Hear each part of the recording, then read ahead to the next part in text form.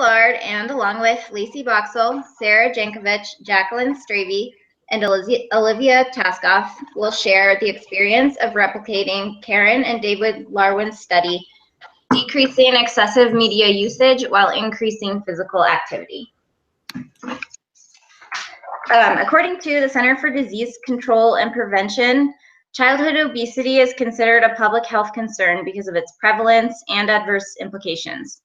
From 1970 to 1999, the percentage of obese adolescents rose from 5 to 14%.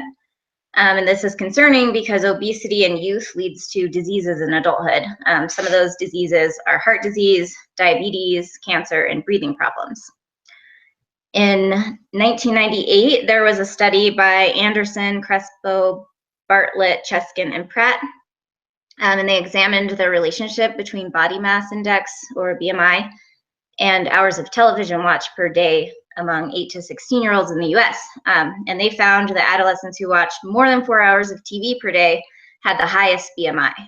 That same study examined the correlation of physical activity and BMI, and the results showed that the TV watching actually had a stronger relationship to BMI than the physical activity did.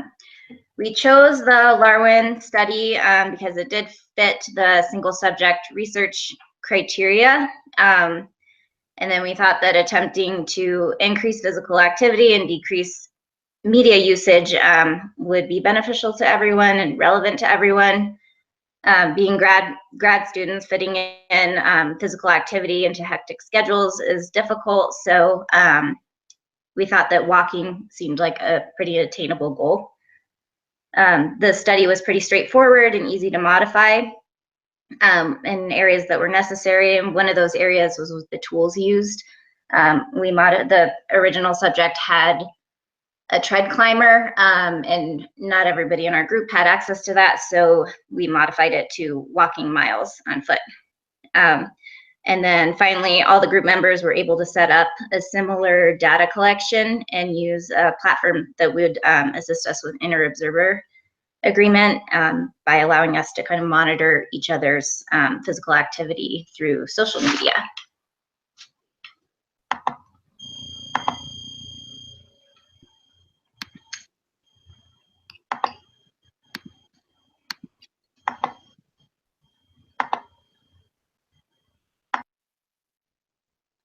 So the review of the original study, the primary goal of the study is to increase physical activity among participants and increase the likelihood of her taking more responsibility to be physically active by walking or running.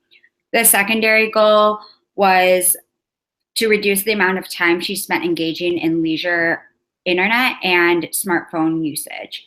To achieve these goals, she was required to engage in walking or running in exchange for leisure time. To accomplish this, a contingency was set that accessing leisure, smartphone, and internet was dependent upon engagement in physical activity through walking or running specified distances. The Larwin and Larwin study involved a 14-year-old girl who had recently lost 30 pounds through dieting. Following her initial weight loss, she gained 10 pounds back during her 3 months before the study. She self-identified a need to increase physical activity to increase her overall health. She stated that she did not like exercise or physical activity and found both to be aversive. Her activities of choice were phone and internet usage, and the data was collected during sessions at home on her tread climber. The results of the original study conducted by Larwin and Larwin showed positive results. As the graph shows, during the baseline phase, the participant did not walk at all on her tread climber. Sarah, you're not showing the graph. It's not showing? No.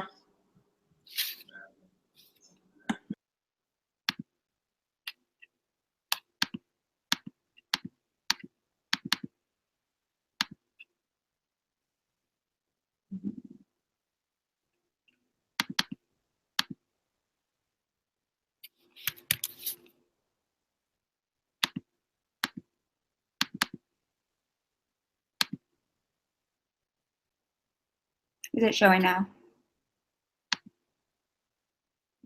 Yes. Okay. Sorry about that.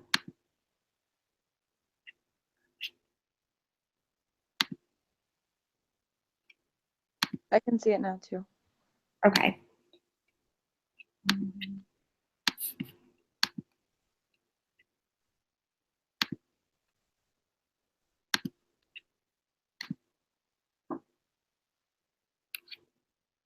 Okay.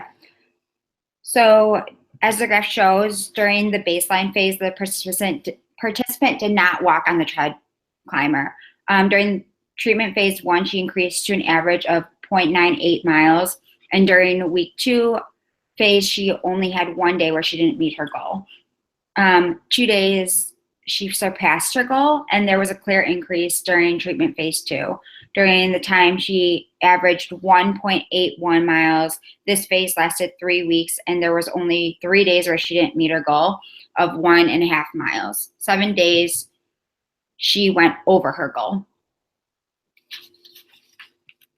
So the participants and settings of our study was that all the participants of the replication study were females and they were adults, and it was important to note that all participants were graduate students and they needed to spend significant amount of time each week working on reading and homework, so they used a lot of internet and phone usage.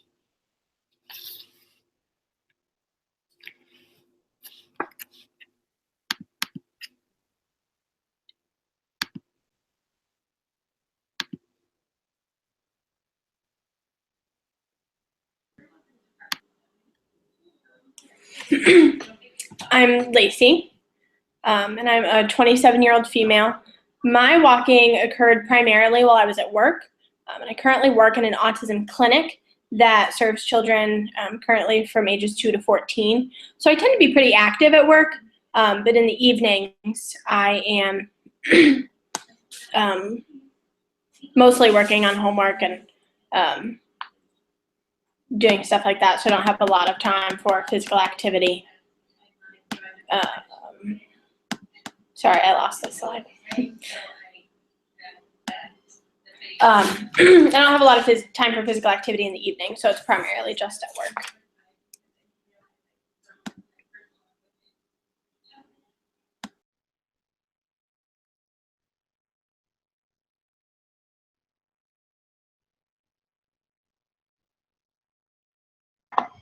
Okay, I can go next.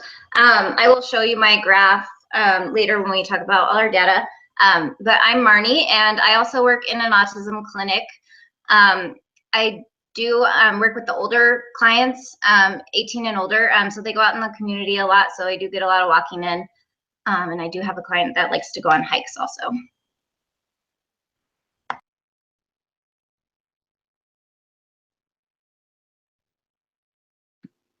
I'm Sarah, and I'm 25 years old, and most of my physical activity occurs during work, in the community with my clients, and walking my dogs in my community at home.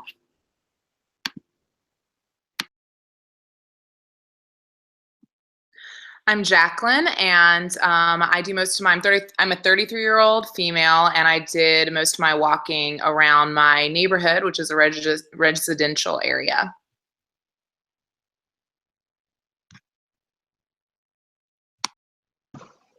And I am Olivia. I'm a 40-year-old female, and most of my walking was done at work. I work at a charter school. I'm a teacher of record for 4th, 5th, and 6th grade, and a coordinator for kindergarten through 6th grade.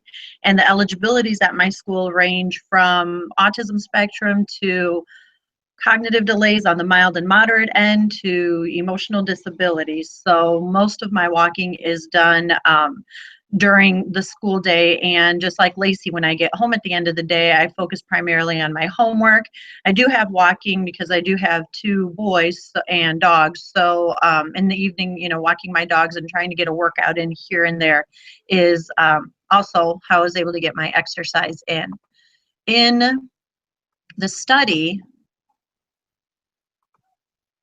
the behavior definition was to the target behavior to be increased was physical activity.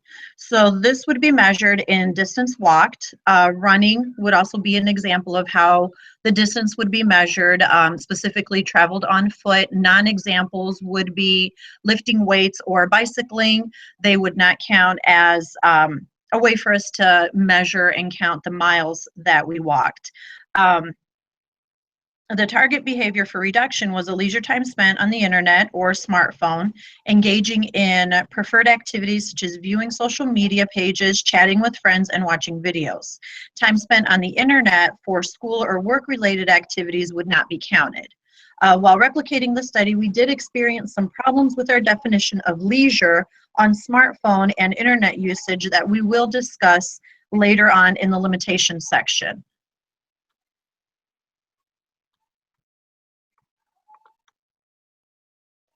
For materials, we needed a pedometer, a data collection form that was created, and we all had access to it via Google Docs, a computer, cell phone, and a timer. The distance, we counted it in miles using our pedometers or Fitbits, as most of us had. And the computer, we needed to have internet access.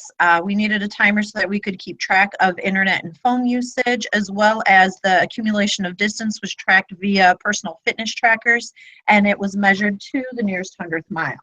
In addition to the personal fitness trackers, the data was uploaded to a social media platform via Map My Walk app, and it was on, you could also reach it at mapmywalk.com.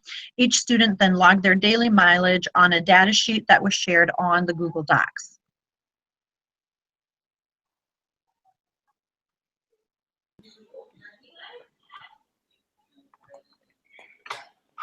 During the baseline and treatment phases, a changing criterion design was used.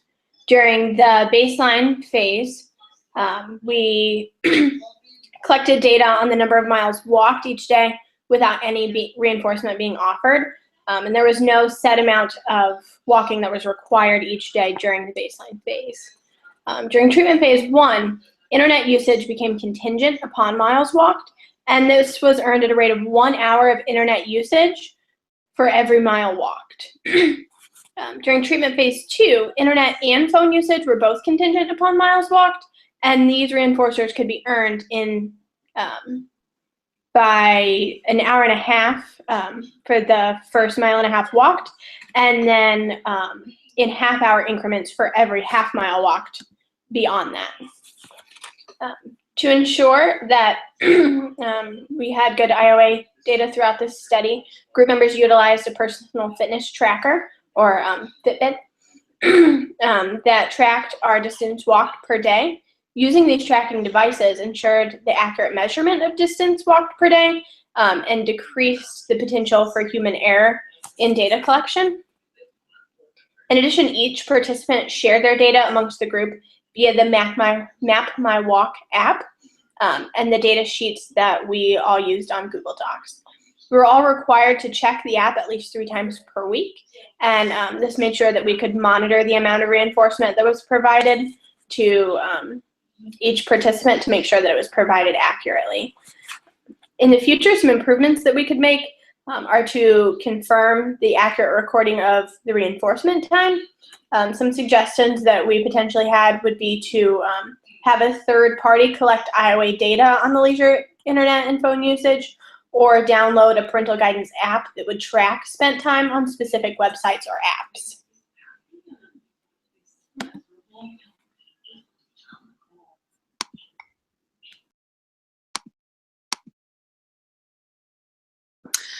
So for our treatment fidelity, in order to implement it, we checked in 3 times a week to discuss our fidelity with each other. We also, to prevent observer drift, we encouraged each other to refer to our procedural protocol to make sure that we were all doing the same things. We actually found that treatment fidelity was actually pretty difficult for our group in this instance. There were several reasons. One of the things that we thought might be the thing that we had the most difficulty with fidelity was making sure that we were all kind of doing the same things as far as, you know, how often we were training and that. We thought it might be better to involve someone else, especially since we are distance learners and we can't really check in with each other in person.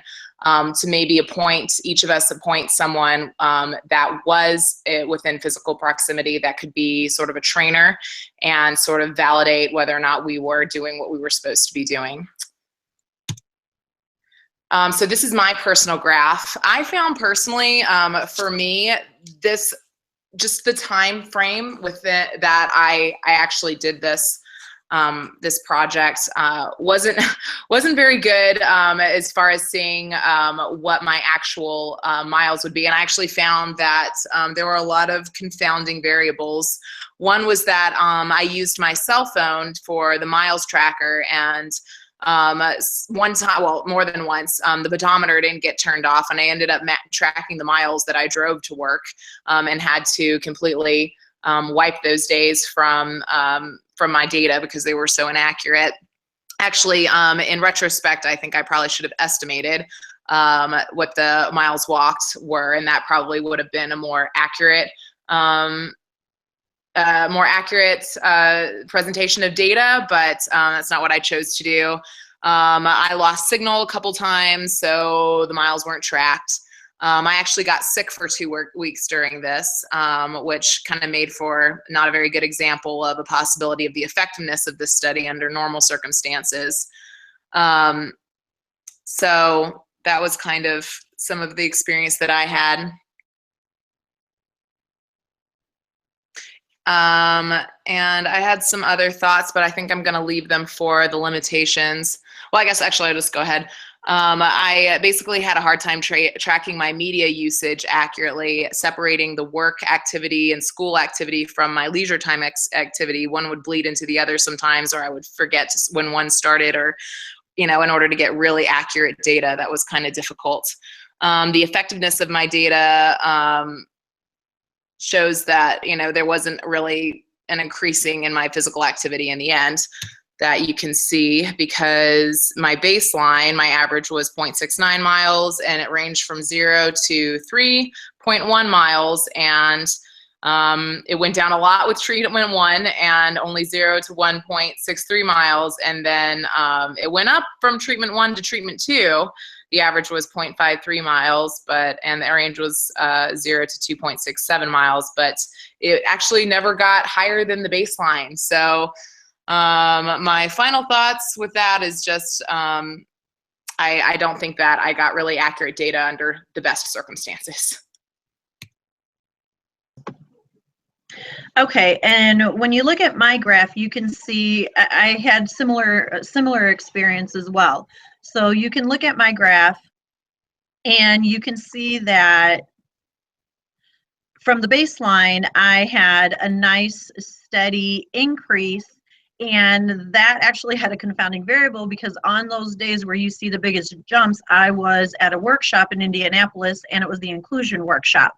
So I had to walk from the main area where the workshops were held to the convention center, which between those days, between here and here, I think I logged exactly right around 10,000 miles in treatment session 1. So it did act as a motivator, because once I realized that this is where my steps were, I needed to maintain I wanted to maintain that same level of exercise.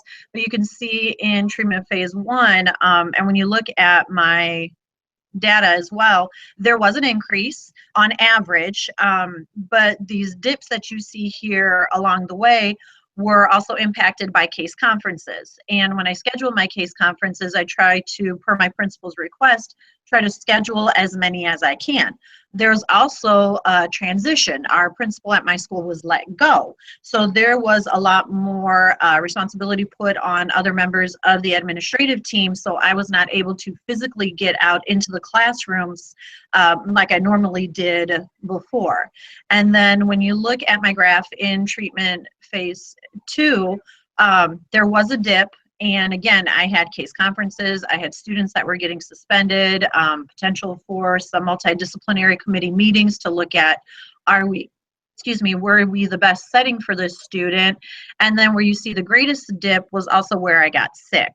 There's just a weekend where I caught that really bad stomach bug. So coming up, I was doing okay. And you can see that, again, as my data and as my graph shows, in treatment phase 2, there was still towards the end a steady increase in my walking. And then when you look at my actual data,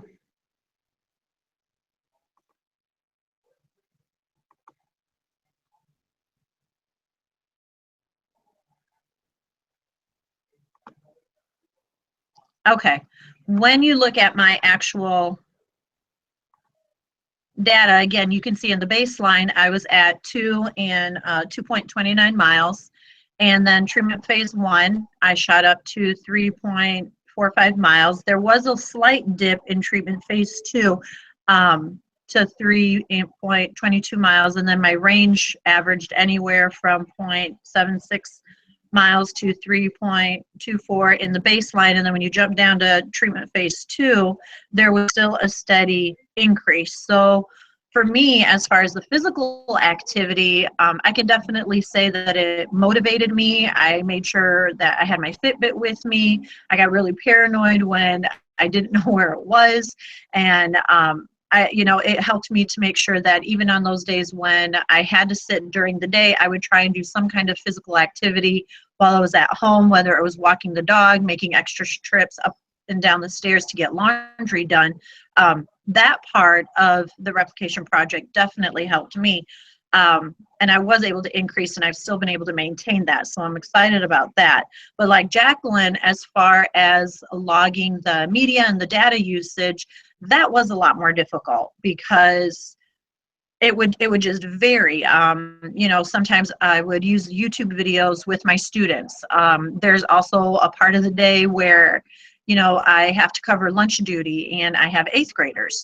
So we're upstairs and we're pulling up YouTube videos and they're dancing. So it was one of those, is this a fine line? It's during work hours, but this is just school appropriate music, and this is a time where the kids are hanging out, and just delineating between that time of my leisure and documenting how long I was, playing pet rescue versus how long I was texting a parent or making a phone call or anything like that.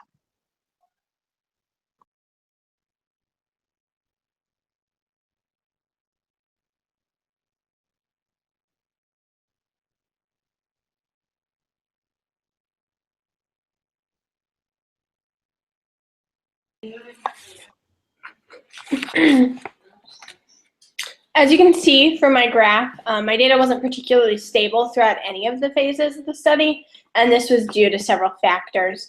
There were confounding variables with work, school, and other responsibilities that affected my data on a day-to-day basis. On days that I worked with more active clients, I did more walking, and on days that I was assigned office tasks or on weekends where I was spending a lot of time doing homework, the opportunities to walk were more limited. I had several issues with motivation. There's several issues including motivation. I didn't have a lot of MO to earn the reinforcer because between work, school, and other responsibilities, I had very little time to engage in the reinforcement even when I did earn it. Another issue that I had was with technology. As you can see, the dip on days 10 and 12, those were due to my Fitbit battery dying. And so I didn't get accurate data on those days because data wasn't collected throughout the whole day. And then on days 17 and 18, I was home from work sick. And so that doesn't really show what an average day would be like for me, but on those days, that was the case. And then as you can see here with my average and range for each phase, my average number of miles walked decreased from the baseline to treatment phase 1, but then it increased from treatment phase 1 to treatment phase 2. And overall, I would say that these changes are due less to the actual treatment and more to just confounding variables that were going on at the time.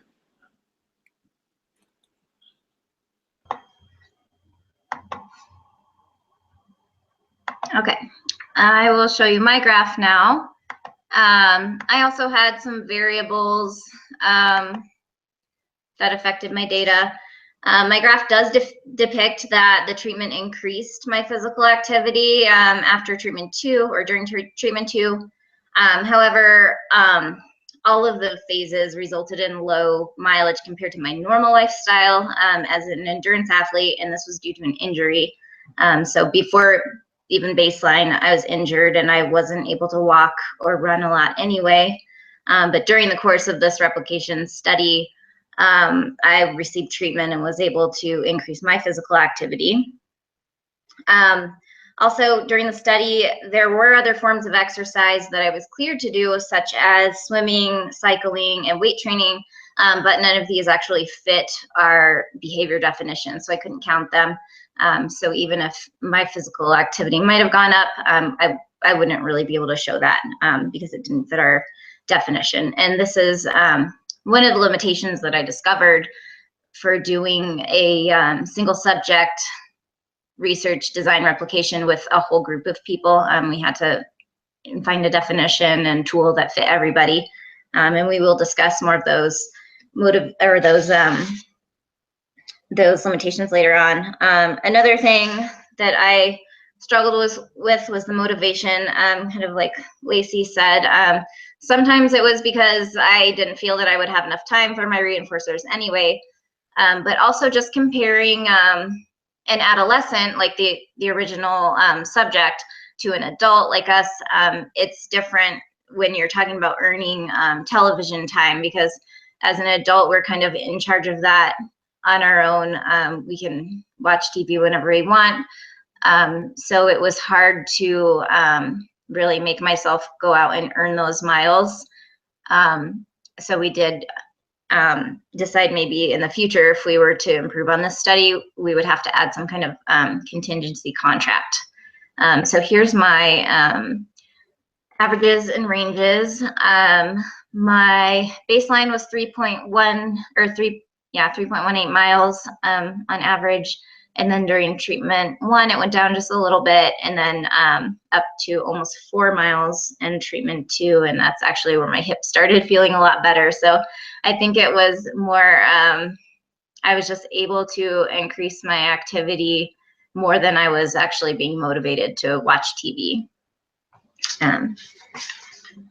So that is my data, and I will let Sarah go next.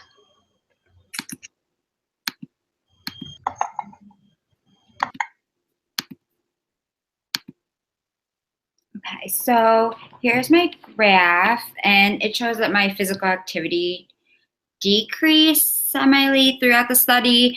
I started out at a pretty good baseline level, and then I had a high peak between day 4 and 5, and then like leveled off to my normal starting point. And then throughout the study, it kind of got decreasingly less physically active.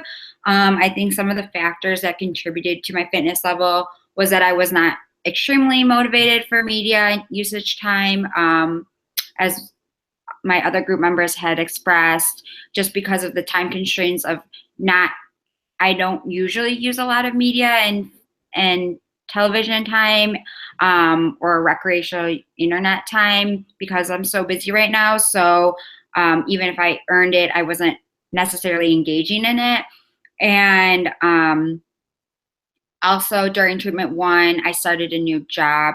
So that kind of required me to sit for long hours in the day for orientation, training, and for observations. And then I also did experience some issues with my tracking device on days like 12. And then later on in the study, I had actually lost my Fitbit charger. And so once it died, I wasn't able to charge it until I had purchased a new one.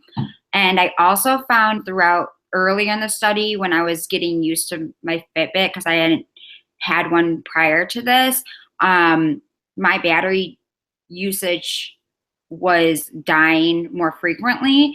And so while I was using it more often, I was learning when to charge it, how many days the battery was good for, what was factoring in on that. So I think that my data was a little off because I was having to charge it throughout the day and it wasn't tracking all of my steps. So as you can see, I started out with an average baseline of 3.55 miles. My range was 2.58 to 5.03 miles, which was my highest mile input. And then treatment 2 was, my average was 2.99 miles, and my treatment 3 was 3.29 miles.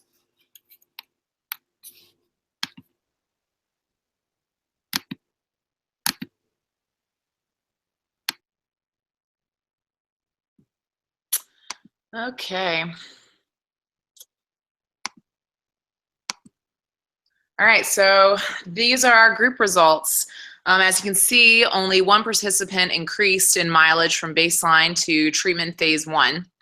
2 participants increased from baseline to treatment phase 2. So the study didn't really have the most positive effects for us. We found that overall there were several limitations that prevented our participants from creating the results that were created in the original study.